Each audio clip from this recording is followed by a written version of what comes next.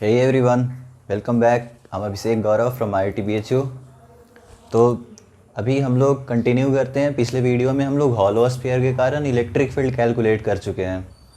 Internal point या फिर मतलब कोई भी पॉइंट अगर अंदर में हो या फिर बाहर में हो तो वो हम कैलकुलेट कर चुके हैं, तो वो आप जाके देख सकते हैं। अब आते हैं, अगर हमारे पास सॉलिड स्फीयर हो, पहला तो अपने पास हॉलोस्फीयर था, सेकंड अब सॉलिड स्फीयर है, तो इस सॉलिड स्फीयर के कारण इलेक्ट्रिक फील्ड किसी भी इनसाइड पॉइंट, मतलब जो भी अंदर में लाई कर रहा होगा पॉइंट, या फिर कोई आउटसाइड पॉइंट हो, तो उन पे इलेक्ट्रिक फील्ड कैसे कैलकुलेट करें। अब देखते हैं, समझते हैं। हमारे पास एक सॉलिड स्फीयर है, ये सॉलिड स्फीयर हो गया सॉलिड। अब इसमें भी एक बार समझ लेते हैं, यूनिफॉर्मली चार्ज कहने का मतलब क्या हुआ। यूनिफॉर्मली चार्ज कहने का मतलब हुआ चार्ज पर यूनिट वॉल्यूम इस केस में सेम होगा। मतलब कहीं से भी कोई सा भी पोर्शन अगर उठा ले, कट कर ले, तो उसका चार्ज पर यूनिट वॉल्यूम, जिसको रो भी हम लोग बोलते हैं, रो से डिनोट करते हैं, rho is equals to total charge over total volume. तो ये charge per unit volume same होगा, यानी रो कांस्टेंट होगा। यूनिफॉर्मली चार्ज सॉलिड स्फीयर कहने का मतलब हुआ। अब सॉलिड स्फीयर तो आप समझ ही रहे हैं, सॉलिड है। अब देखते हैं ये जो सॉलिड स्फीयर, इस पे टोटल चार्ज क्यों डिस्ट्रीब्यूटेड है, और इसका रेडियस जो है वो कैपिटल आर है। अब ये दो डेटा हमारे पास है और इनके बेसिस पे हमें कैलकुलेट करना है किसी भी आउटसाइड या इनसाइड पॉइंट पे क्या इलेक्ट्रिक फील्ड होगा। तो first of all outside point है, तो आउटसाइड पॉइंट का तो हम लोग जैसे जिस तरह से हॉलोस्फीयर में किए थे वैसा ही बिल्कुल सेम प्रोसीजर होगा इसमें भी। तो वो करने का कोई मतलब है नहीं, मतलब अगर कर सकते हैं, बट आप वो पिछले वीडियो में जाके देख ले तो वो ज़्यादा समझ में आएगा। इसमें फालतू में टाइम ही वेस्ट होगा, उसका मैंने बता दिया है। बट अगर इनसाइड पॉइंट हो तो आउटसाइड पॉइंट का अगर ऐसे एक बार देख ले थोड़ा सा, तो मतलब किसी भी आर पॉइंट पे जाके, आर डिस्टेंस पे जाके एक कोई पॉइंट है पी, इस पॉइंट पे हमें इलेक्ट्रिक फील्ड कैलकुलेट करना है। तो इस केस में भी वही स्फेरिकल गॉसियन सरफेस होगा। स्फेरिकल गॉसियन सरफेस के बाद फिर हम लोग गॉस लॉ लगाएंगे, यानी integral E dot D A is equals to Q enclosed upon epsilon naught. तो ई डॉट डी ए अगर देखें तो किसी भी सिमेट्रिकल, अगर किसी भी मतलब इस स्मॉल आर डिस्टेंस पे जाके, ये जो स्मॉल आर डिस्टेंस है, इस स्मॉल आर डिस्टेंस पे जो भी पॉइंट होगा, ये जो अपना स्फेरिकल गॉसियन सरफेस है, इन सभी पॉइंट पे इलेक्ट्रिक फील्ड का मैग्नीट्यूड सेम होने वाला है। और मैग्नीट्यूड सेम होने वाला है इसलिए हम इसको बाहर रख सकते हैं, mod of E into mod of D A into cos theta. Theta तो इस केस में भी वही होगा जैसा पिछले हॉलोस्फीयर के केस में था। इलेक्ट्रिक फील्ड का भी डायरेक्शन इधर ही है और एरिया वेक्टर भी इधर ही है, तो इस केस में भी कॉस थीटा का वैल्यू 1 ही होगा। थीटा 0 डिग्री तो कॉस थीटा का वैल्यू 1, यानी अपना यहाँ पे हो जाएगा E dot D A. Directly लिख सकते हैं integral of E dot D A is equals to Q enclosed upon epsilon naught. अब ई कांस्टेंट है तो इसको बाहर रख सकते हैं, तो mod of E into integral D A is equals to Q enclosed upon epsilon naught. अब यहाँ से अपना इंटीग्रल डी ए का वैल्यू 4 पाई आर स्क्वायर हो जाएगा, जहाँ से E into 4 pi small R square is equals to Q enclosed का वैल्यू टोटल ओवरऑल चार्ज जो इस स्फीयर पे होगा, क्यू अपॉन एप्सिलॉन नॉट, जहाँ से E is equals to Q upon 4 pi epsilon naught into R square, यानी electric field E is equals to K Q over R square. तो K Q over R square के बराबर आ जाएगा अपना। तो ये अपना था अगर कोई भी आउटसाइड पॉइंट हो, जो कि मतलब सेम प्रोसीजर है किसका, हॉलोस्फेरिकल सरफेस। मतलब अगर हॉलोस्फीयर हमारे पास हो तो उसमें भी यही सेम प्रोसीजर ही था अगर आउटसाइड पॉइंट के लिए, तो बिल्कुल मतलब हूबहू सेम ही प्रोसीजर है। तो इसको आप वहाँ से भी समझ सकते हैं, हालांकि इसमें तो मैंने बता ही दिया जो भी समझना था। अब देखते हैं कि अगर पॉइंट इनसाइड पॉइंट हो, मतलब किसी भी इस हॉलोस्फीयर के अंदर में भी कोई पॉइंट हो, मतलब कोई पॉइंट पी या क्यू जो भी हो, जो कि इस सेंटर से स्मॉल आर डिस्टेंस पे हो, तो उस पर हम लोग इलेक्ट्रिक फील्ड कैसे कैलकुलेट करें, तो वो समझते हैं एक बार।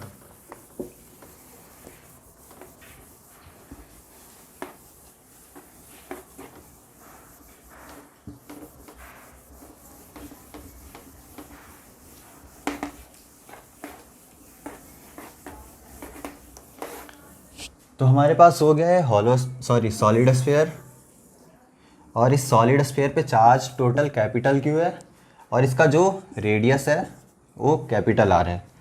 ये सेंटर है अपना। अब इस सेंटर से स्मॉल आर डिस्टेंस पे एक पॉइंट पी है, और इस पॉइंट P पे हमें इलेक्ट्रिक फील्ड कैलकुलेट करना है इस टोटल चार्ज के कारण। अब यहाँ पे एक चीज़ समझते हैं कि ये जो टोटल चार्ज होगा वो ओवरऑल चार्ज इस पूरे सॉलिड स्फीयर में डिस्ट्रीब्यूटेड होगा। यानी अगर इसका रो देखे चार्ज पर यूनिट वॉल्यूम, ये होगा Q अपॉन टोटल जो भी इसका वॉल्यूम होगा, यानी Q अपॉन 4/3 पाई r क्यूब। यही तो इसका वॉल्यूम होगा इस जो बड़ा सा स्फीयर है, सॉलिड स्फीयर है। तो यहाँ से अपने पास रो एक ये पता है, इसको भी ध्यान में रखते हैं, इसको चार्ज पर यूनिट वॉल्यूम बोलते हैं।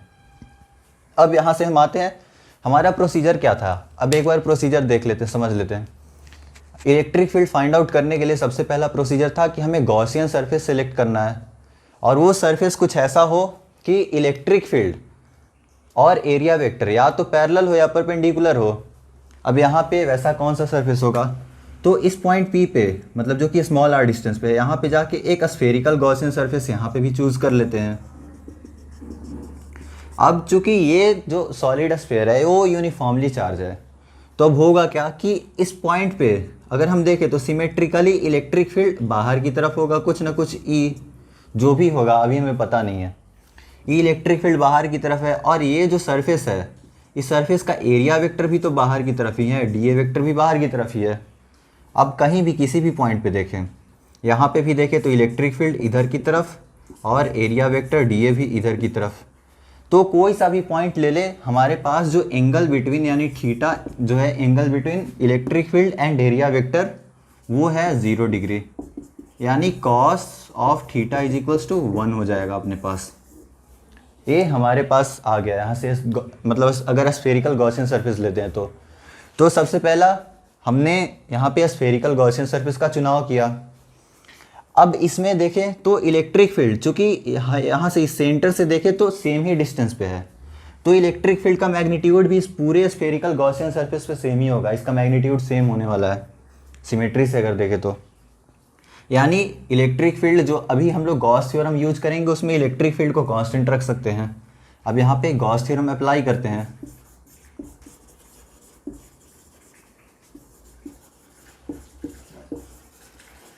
अपना गॉस ला है क्या, integral close integral of E vector dot DA is equals to Q enclosed upon epsilon naught. अब हमें यही मतलब स्टेप वही सिमिलर स्टेप ही है, हमें गॉस थ्योरम अब यहाँ पे अप्लाई करना है। धीरे धीरे जैसे जैसे आपके पास मतलब इसको करने का यही तरीका है कि जैसे जैसे आपके पास जो हमें वैल्यू फाइंड आउट करना है, जो भी फाइंड आउट करना होगा, हम सीधे मतलब स्टेप वाइज चलते रहेंगे और इसे फाइंड आउट करते रहेंगे। तो अभी फ़िलहाल के लिए अगर हम इसको देखें तो ये अपना हो जाएगा इंटीग्रल E डॉट DA, यानी अगर इसको ओपन करें तो mod of E vector into mod of DA vector into cos of theta is equals to Q enclosed upon epsilon naught. अब अभी ध्यान देना, यहाँ पे हम लोग Q इनक्लोज्ड फाइंड आउट नहीं किए। इसमें जो सॉलिड स्फीयर में है मेन मुद्दा जो होता है वो हमें Q इनक्लोज्ड ही फाइंड आउट करने वाला होता है। Q इनक्लोज्ड आपको निकल गया तो बाकी ये तो E dot DA cos theta वाला जो है, मतलब mod of E into mod of DA into cos theta जो है ये तो ईजी ही होता है। इसमें तो आपको E चूँकि कांस्टेंट होता है तो E को बाहर ले आते हैं, तो यहाँ पे भी मॉड ऑफ E को बाहर ले आए और इंटीग्रल DA हो गया। कॉस थीटा का वैल्यू तो 1 है ही, यहाँ से हमारे पास है, तो integral DA is equals to Q enclosed upon epsilon naught. अब हमारे पास यहाँ से इलेक्ट्रिक फील्ड क्या आ जाएगा, यहाँ से अगर इंटीग्रल DA देखें तो वही छोटा छोटा एरिया का समेसन, तो चूँकि कंटिन्यूअस है इसलिए इसका इंटीग्रल है, तो DA एरिया का जो समेसन होगा इस गॉसियन स्फेरिकल सरफेस का जो भी सरफेस एरिया होगा वही होगा। तो यहाँ पे इंटीग्रल DA का वैल्यू 4 पाई r², तो यहाँ पे mod of E is equals to Q enclosed upon 4 pi r² epsilon naught. अब ये आ चुका है फाइनली। अब हमें यहाँ पे मुद्दा क्या है, मतलब मेन अभी अब यहाँ पे कैच क्या है, Q इनक्लोज्ड हमें फाइंड आउट करना है। अब Q इनक्लोज्ड कैसे फाइंड आउट करें, Q इनक्लोज्ड फाइंड आउट करने का अब तरीका है वो सुनिएगा, उसको थोड़ा ध्यान दीजिएगा। यहाँ पे ये बताया गया इसीलिए, मतलब फर्स्ट ऑफ ऑल हम लोग ये देख चुके हैं, अब इसका यूज आने वाला है। तो पहले मैं इसको मिटा देता हूँ एक बार, इसको आप लोग नोट कर ले यहाँ तक, और इसको मैं अभी यहाँ पे साइड में लिख के रख लेता हूँ। E का जो मैग्नीट्यूड होगा वो बराबर होगा किसके, Q enclosed upon 4 pi epsilon naught into r²। हमारे पास ये आ चुका है, इसको यहाँ पे मैं लिख लेता हूँ, बाकी अभी मिटाता हूँ, उसके बाद फिर इसको फर्दर डेरिवेशन देखते हैं।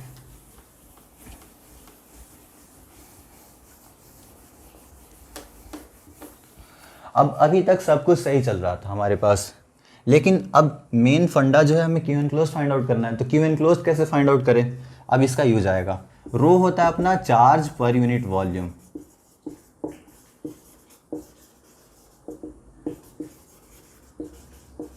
यानी rho is equals to Q upon volume जो भी होगा। तो अगर हम यहाँ से चार्ज फाइंड आउट करना चाहें तो रो इंटू वॉल्यूम कर दे तो अपने पास चार्ज आ जाएगा।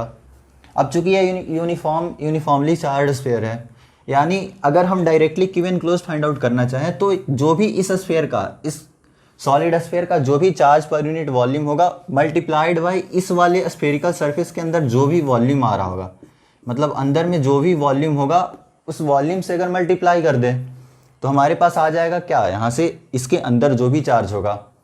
तो यहाँ से अगर देखें क्रॉस मल्टीप्लाई करें तो Q is equals to rho into volume, यानी रो अपने पास यहाँ ये आ चुका है। रो हमारे पास पता है, रो क्या होता है, चार्ज पर यूनिट वॉल्यूम, यानी टोटल चार्ज Q था जो कि डिस्ट्रीब्यूटेड है 4/3 पाई आर क्यूब वॉल्यूम में।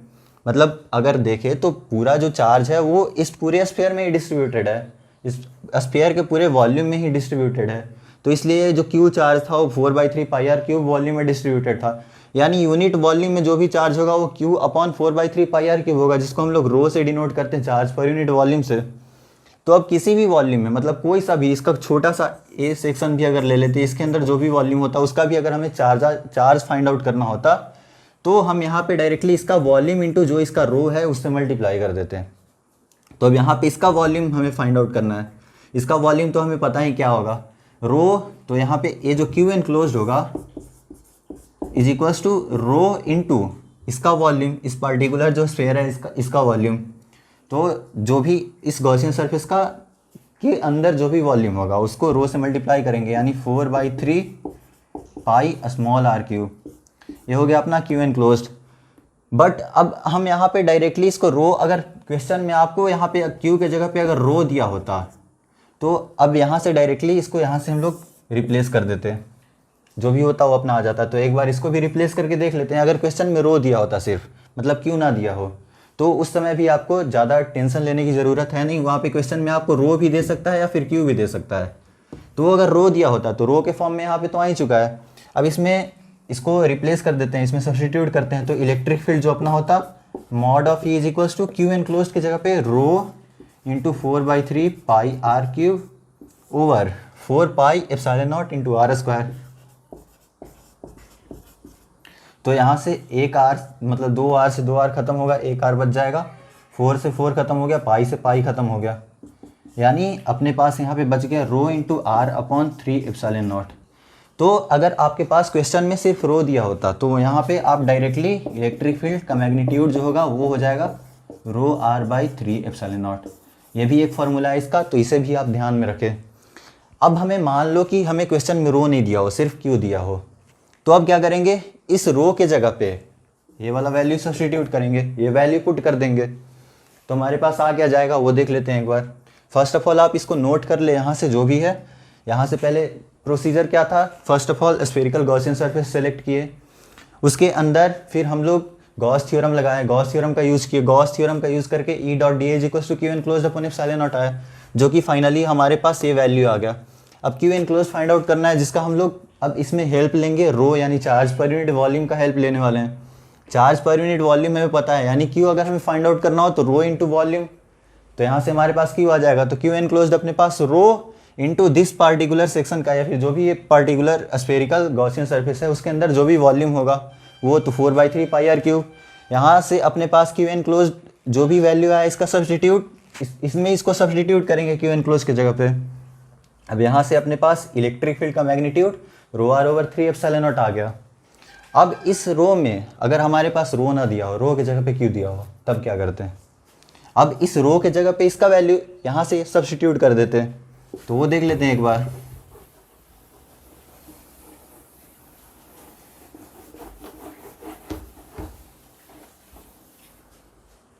तो अपने पास E इज इक्वल्स टू इसका magnitude is equals to rho R over 3 epsilon naught है। अब इस रो के जगह पे ये वैल्यू सब्स्टिट्यूट करते हैं, तो mod of E is equals to rho के जगह पे Q over 4/3 pi R cube into R के जगह पे small R over 3 epsilon not.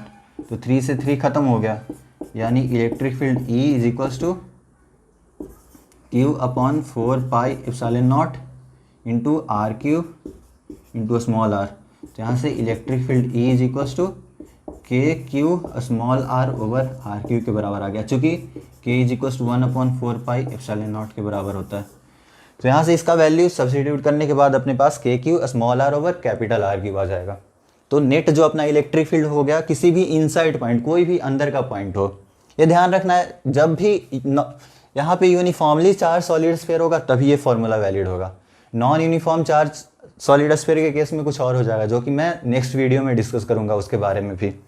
But अभी आप यूनिफॉर्मली चार्ज के केस में कुछ ये होगा, तो प्रोसीजर उसका भी सेम ही होगा, बट एक बार जहाँ पे देखेंगे उसमें जो भी होगा वो कर लेंगे। तो अभी आप लोग इसको नोट कर ले, बस यही होने वाला है। तो इसका जो फाइनल जो हमारे पास आ गया रिजल्ट वो एक बार देख लेते हैं।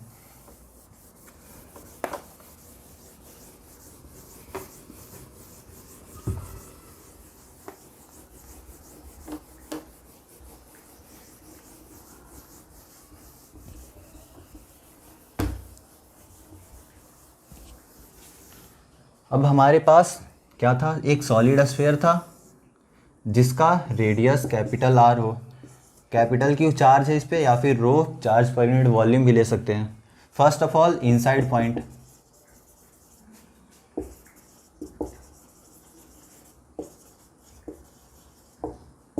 First case inside the solid sphere, जो पॉइंट है वो सॉलिड स्फीयर के अंदर में लाई कर रहा है किसी भी आर डिस्टेंस पे, यानी स्मॉल आर जो है वो लेस देन कैपिटल आर है। तो इस केस में जो अपना इलेक्ट्रिक फील्ड था वो था rho R over 3 epsilon naught, या फिर E is equals to K Q small R over capital R cube के बराबर। ये था इनसाइड, अगर कोई भी पॉइंट अंदर लाई कर रहा हो सॉलिड स्फीयर के। तो सेकंड जो अपना है वो आउटसाइड द सॉलिड स्फीयर है। इस केस में अपना जो था electric field same as hollow sphere का जो भी था वही उसके बराबर ही आ गया था, यानी K Q over R square. अब हमारे पास यहाँ पे जो ये आया, अगर और इस केस में आर जो है वो ग्रेटर देन और इक्वल टू कैपिटल आर मान ले, जो कि रेडियस ऑफ सॉलिड स्फीयर है। अब यहाँ से अगर इसका ग्राफिकल रिप्रेजेंटेशन देखें, तो ग्राफिकली अगर देखें तो जब स्मॉल आर कैपिटल आर से छोटा है उस केस में तो ये लीनियरली वेरी कर रहा है, यानी y is equals to M X type कोई ग्राफ है, जैसे E is equals to something m into R, इस टाइप का ग्राफ है। चूँकि ये स्मॉल आर ही तो वेरी कर रहा है, बाकी k भी कांस्टेंट है, q भी कांस्टेंट है, कैपिटल R भी कांस्टेंट है। तो E जो है वो मेनली डिपेंड कर रहा है इस पॉइंट से, सेंटर से कितना डिस्टेंस आगे हम लोग मूव कर रहे हैं, पीछे जो भी है, मतलब इस R पे डिपेंड कर रहा है। तो E जो है वो समथिंग यहाँ पे अपना y is equals to M X type graph बन जाएगा, यानी कुछ इस तरह का। अगर इसका ग्राफ देखें यहाँ पे, तो ये इलेक्ट्रिक फील्ड और ये R है। अगर कैपिटल R पे देखें तो यहाँ पे Q वाले को लेकर चलते हैं, तो कैपिटल R यानी जब इस पॉइंट पे आएगा तो इस पॉइंट पे अपना होगा K Q capital R over R cube, यानी K Q over R square. और इस वाले फार्मूला से भी चले तो यहाँ पे इस पॉइंट पे के क्यू ओवर आर स्क्वायर ही होगा। तो दोनों ही फार्मूला से अगर देख रहे हैं तो सरफेस पे के क्यू ओवर आर स्क्वायर ही हो रहा है, यानी यहाँ से स्मॉल आर से, मतलब ये सेंटर से अगर जीरो से देखें, इसको ओरिजिन मान ले, इस सेंटर को ओरिजिन अज्यूम करें, तो इस सेंटर से हम कैपिटल आर तक जाते हैं तब तक तो लीनियरली वेरी कर रहा है, यानी ई जो है इस केस में E is proportional to R है, यानी E as a function of R है, जब यहाँ पे देख चुके हैं। और उसके बाद से फिर ई जो है वो वेरी कर रहा है 1/r स्क्वायर से, यहाँ से अगर देखें तो उसके बाद का ग्राफ कुछ इस तरह का होगा। तो अपना ग्राफिकल रिप्रेजेंटेशन कुछ इस तरह का हो जाएगा, जहाँ पे इस केस में E is proportional to 1/r square. तो कुछ इस तरह का ग्राफ बन जाएगा। और ये जो पॉइंट होगा यहाँ पे इलेक्ट्रिक फील्ड का मैग्नीट्यूड कितना होगा, के capital Q over capital are square के बराबर। तो ये अपना इलेक्ट्रिक फील्ड का ग्राफ आ जाएगा। तो फाइनली हमारे पास ये था इनसाइड पॉइंट के लिए रो r/3 एप्सिलॉन नॉट या फिर K Q small R over R Q, और आउटसाइड पॉइंट के लिए K Q over R square. Inside vary कैसे कर रहा है, लीनियरली, और आउटसाइड देखे तो 1/r² के साथ वेरी कर रहा है। तो ग्राफ कुछ अपना इस तरह का बन गया। तो आई होप आपको समझ में आया होगा। अब नेक्स्ट वीडियो में हम लोग देखेंगे नॉन यूनिफॉर्मली चार्ज स्फीयर हो। तो नॉन यूनिफॉर्मली में भी बहुत सारा केस हो सकता है, बट किसी एक केस को लेके हम लोग डिस्कस कर लेंगे। मतलब आउटसाइड का तो सभी में वही है, मतलब आउटसाइड पॉइंट पे जो भी है आउटसाइड पॉइंट के लिए K Q over R square ही होगा, जहाँ पे आपको अगर नॉन यूनिफॉर्मली चार्ज भी होगा तो सिर्फ आपको क्यू निकालना है। क्यू कैसे फाइंड आउट करेंगे, रो इंटू जो भी वॉल्यूम होगा, तो उसमें rho as a function of R आ जाएगा। अब वो नेक्स्ट वीडियो में हम लोग डिस्कस करेंगे कैसे होगा, क्या होगा। बाकी अगर आपको अच्छा लगा होगा तो वीडियो को लाइक करें, सब्सक्राइब करें और दोस्तों तक भी पहुंचाएं ताकि उनको भी फ़ायदा हो। Thanks for watching.